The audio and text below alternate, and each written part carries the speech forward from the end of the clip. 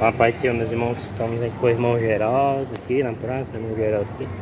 Estamos aqui no centro de Campinas e vamos pregar aqui o Evangelho, né? A palavra de Deus, né? Ele tem poder para salvar. E a gente crê nessa palavra.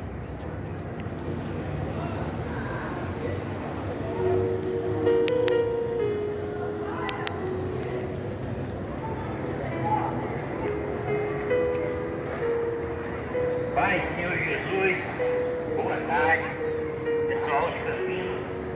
Estou aqui para nos trazer uma palavra da parte de Deus. Palavra essa que traz vida eterna, a qual esse mundo não conhece. O mundo atolado no pecado e na idolatria e na prostituição não conhece a Deus, porque se conhecesse, as suas atitudes seriam diferentes. Então dizem que ama a Deus, da boca para fora. É muito fácil você dizer que ama a Deus, mas as atitudes reprovam uma geração que diz que ama a Deus, mas pararam 2 horas para assistir um jogo de futebol, mas nunca para meia hora para orar a Deus dos céus, e dizem que ama a Deus. Então é uma geração enganada os seus próprios desejos carnais e dizem afirmar e amar a Deus. Mas quando eles veem um pregador pregando a palavra, eles dizem: é doido, está lá no meio da rua gritando, é um louco. Mas quando você veste uma camisa da seleção e sai gritando o nome de Neymar, você não é louco. Interessante, né? Se eu grito o nome de Jesus, eu sou louco. Mas se você veste uma camisa de um time de futebol e grita, você é o certo. Sabe por quê? Porque você acostumou com a cultura do país, que te ensinou e que te empurrou para isso. Você não conhece a Deus. Então você segue os outros como uma marionete, né? Dominada pelo sistema. Então, o certo é isso, todo mundo faz, não vou fazer. Só que a Bíblia diz que quem ama o mundo é inimigo de Deus.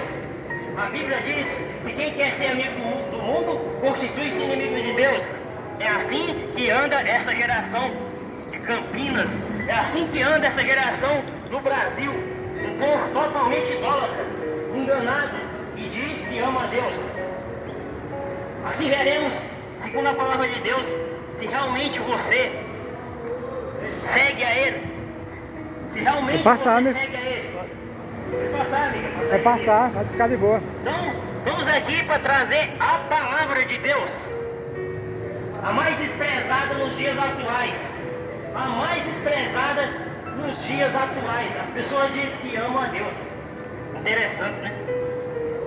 Então, eu queria ler uma passagem que está em Mateus, capítulo 26, versículo 38 por diante, diz assim: então, disse-lhes Jesus: a minha alma está cheia de tristeza até a morte. Ficai aqui, vigiai comigo. Jesus proferiu essas palavras segundo antes de ser entregue para ser morto. Jesus proferiu essas palavras segundo tempo antes de ser entregue na cruz por causa de você, por causa de mim. Mas será que você dá valor a isso que Ele fez por você? Você só está vivo hoje aqui por causa dele. Você só está hoje respirando por causa dele. Qual é a importância que você tem dado para ele? Eu vejo uma geração que virou as costas para Deus e adora o mundo. Eu vejo uma geração que critica quando alguém fala de Deus. Mas se alguém põe uma música profana, eles adoram e batem palma. Vocês dizem que ama a Deus, mas eu digo uma coisa para vocês: o dia do juiz está chegando. O dia do acerto de conta daquele Todo-Poderoso está chegando. Ai de vós, dizia o profeta Isaías, ai de vós, que diz que ama a Deus. Qual Deus? A Bíblia diz que o Deus desse mundo é o diabo. O Deus desse mundo é o diabo. É a prostituição, o sexo fora do casamento. O Deus desse mundo é o quê? É idolatria, contra cantores profanos. O Deus desse mundo é o quê? É a cachaça. O Deus desse mundo é o pecado. É isso que você adora. Esse é o Deus desse mundo. A Bíblia diz que o Deus desse mundo é o diabo. Mas deixa eu te dar um aviso. Deus Deus diz assim a palavra dele: visto que não se importarem em ter conhecimento de Deus, Deus abandonou e entregou as suas paixões infames. Deus entrega, amigo. Se você quer permanecer no pecado, Ele te entrega esse desejo. E não existe coisa pior do que uma pessoa ser entregue a seus próprios desejos. Não existe coisa pior, porque ele acha que está certo. Ele acha que está certo. Ah, eu tenho que ter o melhor carro do ano. Eu tenho que ter a melhor roupa para impressionar. Impressionar quem? Porque Deus não se impressiona com essas coisas. Nada das coisas que você tem impressiona Deus. Nada. Uma geração enganada, perdida, andando sem o rumo certo. Então, Jesus estava ali, era a última ceia, e ele estava ali com seus discípulos, ele estava ali com seus apóstolos. E então, ele está ali sentado com seus 12 apóstolos. Jesus está numa tristeza profunda. Ele diz: a minha alma está triste, até a morte, porque ele sabia que ia morrer por mim e por você. Então, Jesus libera ali uma revelação. Ele diz: um de vós irá me trair, um de vocês vai me trair. E os apóstolos ficam ali: quem será eu, mestre? É eu? Jesus disse: aquele que eu entregar o pão, esse vai me trair. E ele estende a mão para Judas, e Judas pega esse pão. Por que Judas pegou esse pão? Porque o corpo de Judas estava ali, mas a mente não estava. A mente já estava nas 30 moedas que ele ia receber quando ele veio e disse: Jesus. Assim anda essa geração de hoje. Pode até falar com a boca de Deus, mas o coração está em outra coisa. Judas então sai dali, sai da congregação dos santos, porque Deus não aceita, Deus não permite que as pessoas querem servir o mundo e servir a Ele. Não tem como. Você tem que tomar uma decisão, abrir mão desse mundo. Do contrário, você nunca chegará ao reino dos céus. Nunca. Ou você abre mão de si mesmo, nem Jesus disse: pois aquele que quiser vir após mim, negue a si mesmo, tome a sua cruz e me siga. Pois qualquer um que quiser ganhar esse mundo, perderá a sua alma. Mas aquele que perder a sua vida por amor de mim, achará. Aleluia, glória a Deus. Aleluia, glória a Deus. Aquele que perder, que abrir mão da cachaça, aquele que abre mão do adultério, aquele que abre mão dos desejos carnais. Meu filho, você não pode seguir Jesus com a vida errada, uma vida atropelada, uma geração totalmente distorcida. Não conhecem a Deus. E ainda quando o pregador vem pregar, eles querem ir lá ensinar ainda.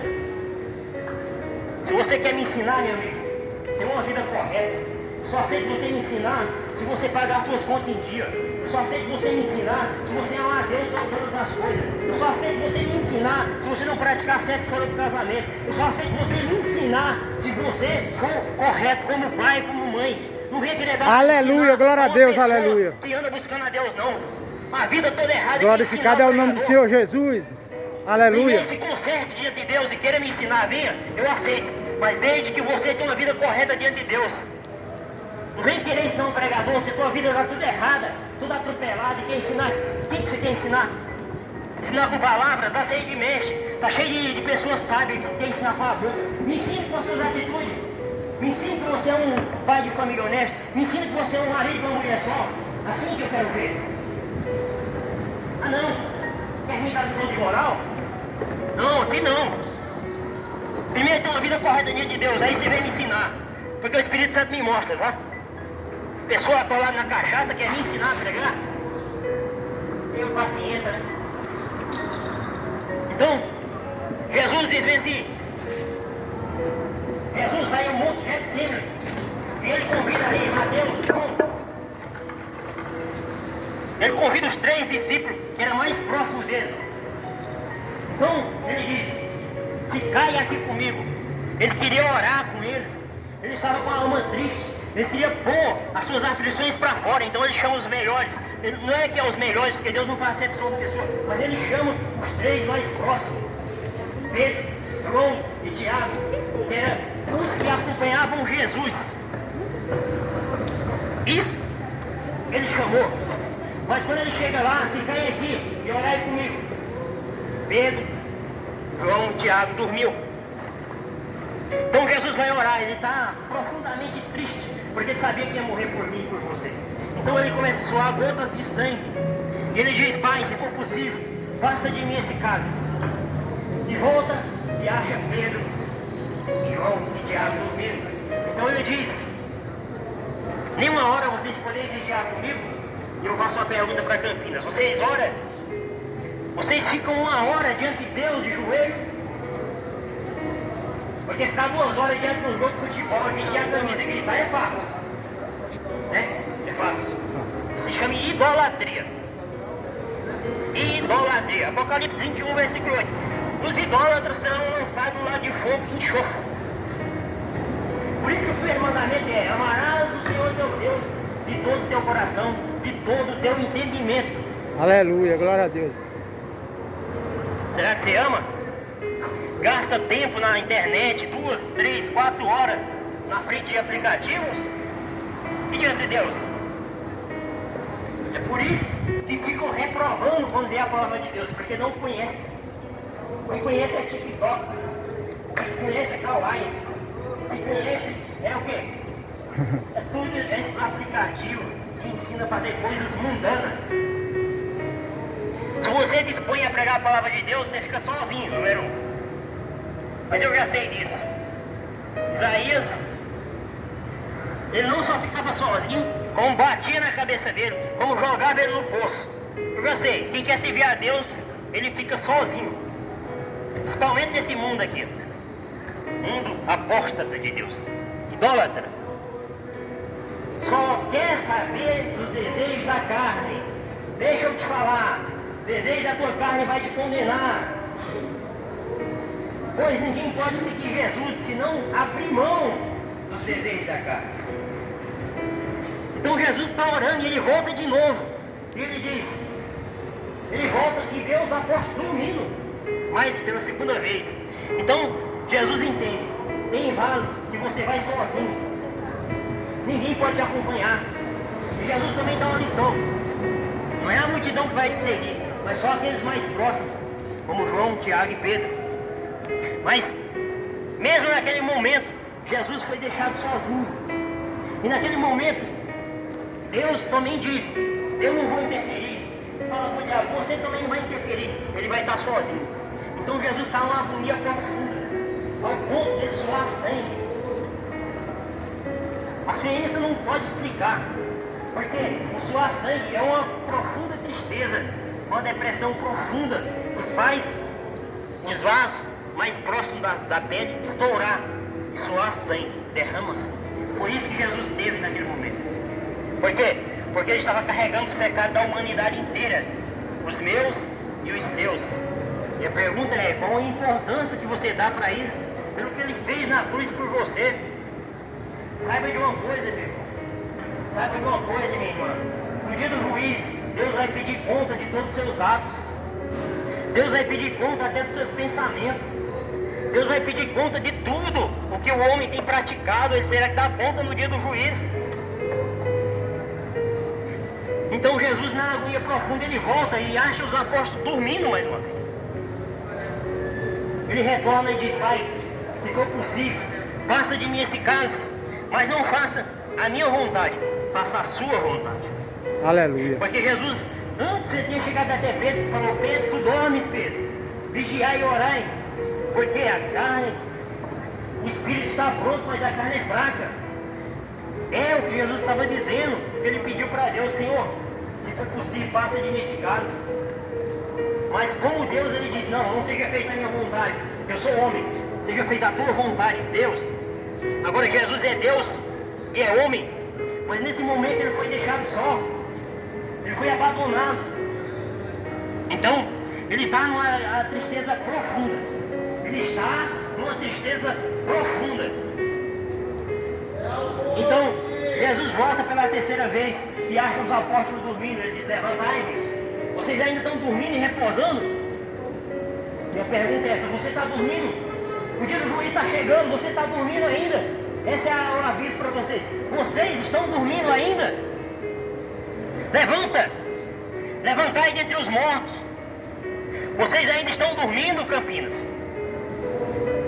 O dia do acerto de conta do Deus Todo-Poderoso está chegando. Ninguém pode escapar. A sua inteligência não pode te livrar desse dia. Por mais sábio que você seja, você não pode escapar desse dia. Levantai-vos, Jesus disse. Vocês ainda dormem e repousai, levantai-vos. Levanta. Até quando, meu amigo, vai ficar nesse estado de dormência? Levanta. Jesus vai te ajudar. Ele está com a mão estendida para te ajudar. Levanta desse estado de pecado. Entrega a sua vida para Ele. Ele vai te conduzir em águas profundas. Ele vai te guiar ao caminho dos céus. Somente Jesus pode fazer isso. Entrega as suas vidas hoje para Jesus. Será salvo. Então, Jesus disse: levantai-vos. É chegado o que trai. E ali vem, os evangelistas dizem que vinha quase 600 pessoas, com paus e corretes, para prender Jesus. Então Judas vinha no meio. E Judas vem, antecipa a multidão e dá um beijo em Jesus. E Jesus diz assim: amigo, aqui vieste. Ou seja, Jesus estava dizendo assim para Judas: Judas, não é porque você me traiu que eu não posso te perdoar, eu posso te restaurar. Amigo, ainda dá tempo, amigo. É isso que Jesus está dizendo. Ainda dá tempo para Judas. Se arrependa. Faça como Pedro. Pedro se arrependeu. Ele negou Jesus 3 vezes, mas ele se arrependeu. E Jesus restaurou Pedro.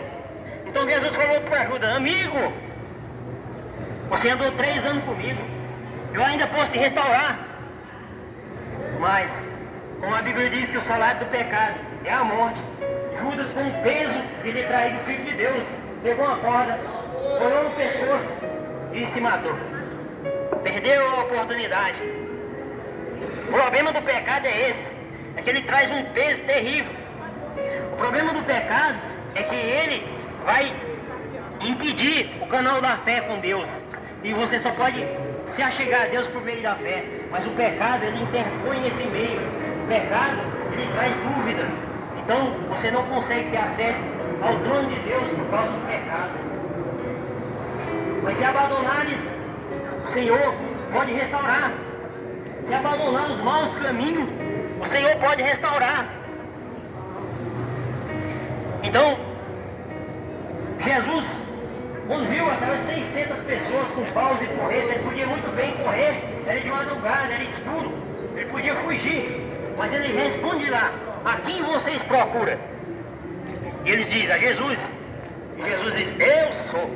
Então, quando Jesus diz eu sou, ele usa o poder de Deus e aquelas pessoas caem no chão.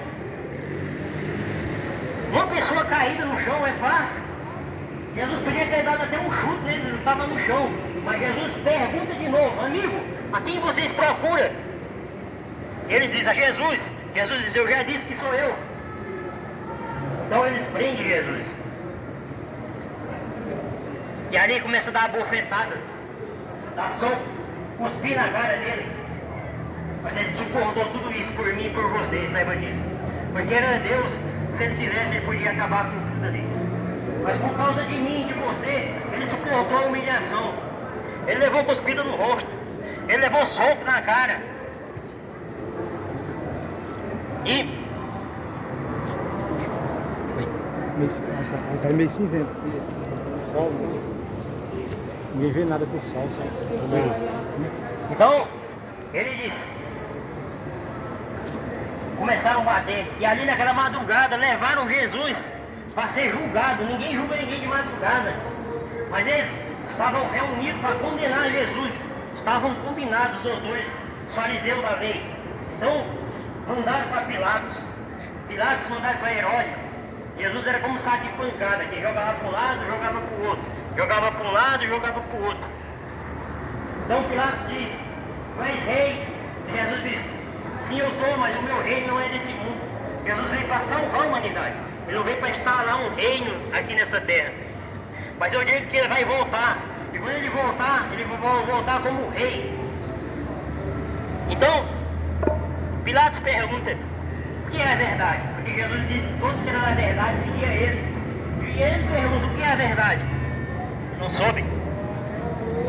Não entendeu que era Jesus, a própria verdade que estava diante dele. Jesus, que era o Salvador, que estava diante dele ali. Mas Pilatos não entendeu quem era Jesus. Então, ele diz assim: esse homem não fez nada de mal, eu vou mandar açoitá-lo e depois soltar ele. Então, ele ordena um açoite romano. O açoite romano era o mais cruel daquela época. Por quê? Eles batiam no assorrado de corda. Essas cordas tinham esse assorrado tinha 6 cordas. E nas cordas tinha ponta de osso e de flecha. Aquilo quando batia no corpo, ele entrava na carne e arrancava um pedaço de carne. Foi assim que Jesus veio açoitado, por causa de mim e de você.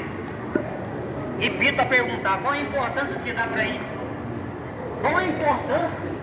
As pessoas sofrem mais com o Brasil sendo eliminado da Copa do que um filho de Deus sendo morto na cruz. Qual a importância que você dá? Depois você quer chegar diante de Deus e ser justificado? É assim mesmo. Então Jesus foi açoitado. Depois foi entregue à morte. Teve que carregar a cruz. Que era para mim e era para você. Ele carregou no nosso lugar. Foi crucificado. Foi pregado na cruz. Foi zombado. Foi escarnecido. Aquilo era para mim e era para você. Quando Jesus está já nos seus últimos momentos aqui na terra, ele olha ao céu e diz: Pai, perdoa eles, que eles não sabem o que fazem. Perdoa eles, que eles não sabem o que fazem. Eu digo para vocês, Campina, vocês não sabem o que faz. Se soubessem, vocês davam importância a essa palavra aqui, ó. Se soubessem, vocês davam importância mais do que você dá ao seu celular. Se soubessem, vocês davam importância a isso aqui mais do que você dá à internet. Se soubessem, você dava importância a isso aqui, ó. Não sabe o que faz, vai e perdoa eles. Então, Jesus, quando está nos seus últimos momentos, ele diz: Eli, lama sabachthani, Deus meu, por que me abandonaste? Até por Deus ele foi abandonado.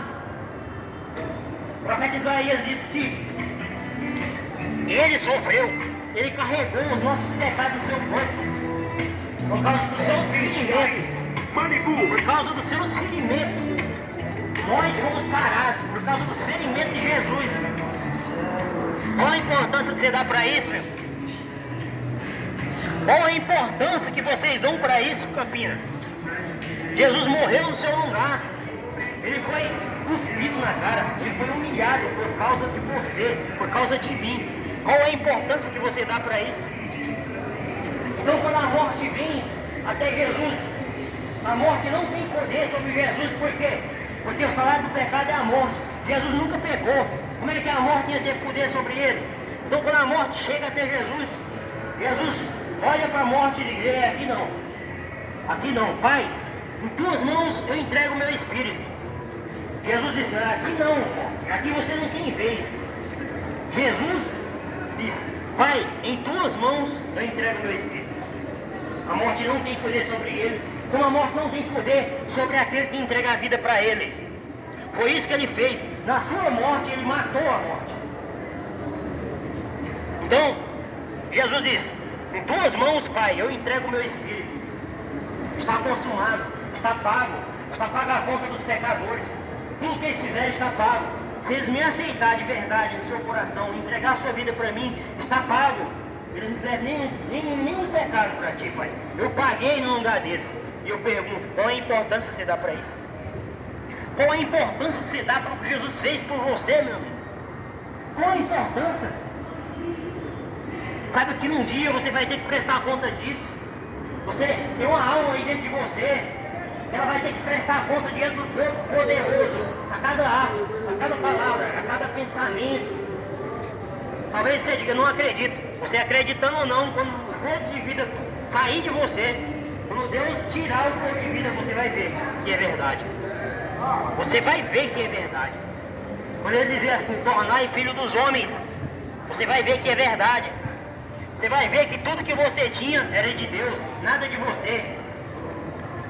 Tudo que você faz, pensa, só porque o Deus Todo-Poderoso permite. Só por causa disso você está caminhando agora. Você só está respirando por causa desse Deus aqui, ó. O Deus da palavra. Estou falando dos deuses que tem por aí, tem muitos deuses. Tem pau desse. Existem muitos senhores e muitos deuses.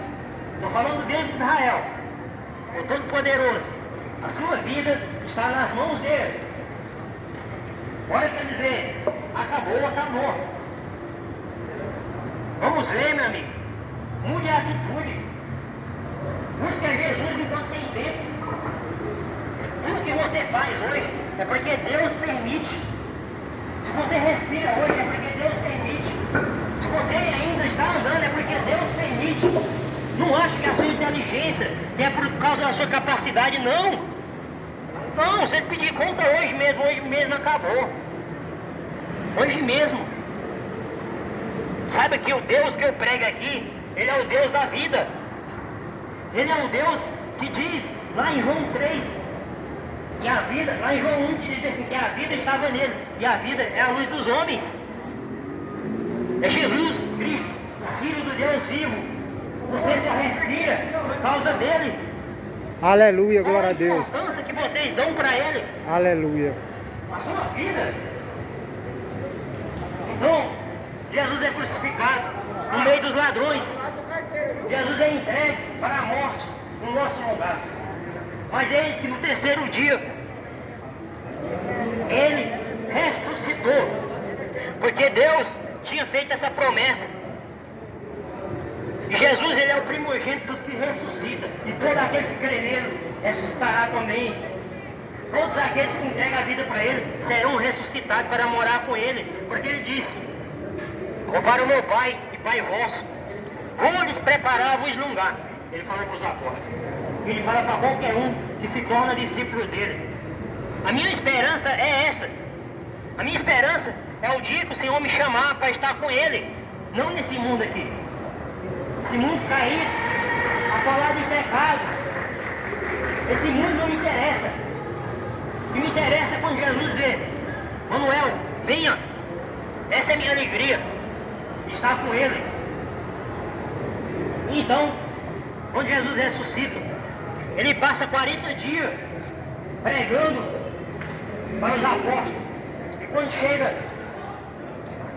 o tempo dele subir aos céus, ele está no pé da montanha.